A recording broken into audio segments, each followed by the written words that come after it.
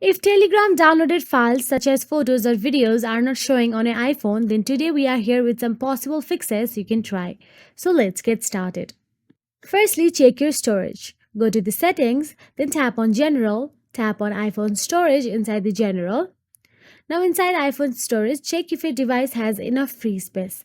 If not, consider freeing up space by deleting unnecessary files or apps on your iPhone. Now, once done, simply go to the App Store on your iPhone.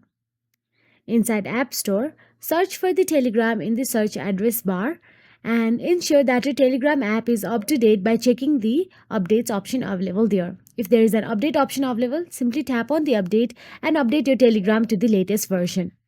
Once done, go back to the settings again. Inside settings, tap on the general. Then inside general, tap on the software update and make sure your iPhone is running the latest version of iOS. So once done, go to the home screen and look for the Telegram app option available there. Long press on it and delete the Telegram app from your iPhone. Once deleted, go to the App Store again and reinstall it. Open Telegram again and recheck your media download settings.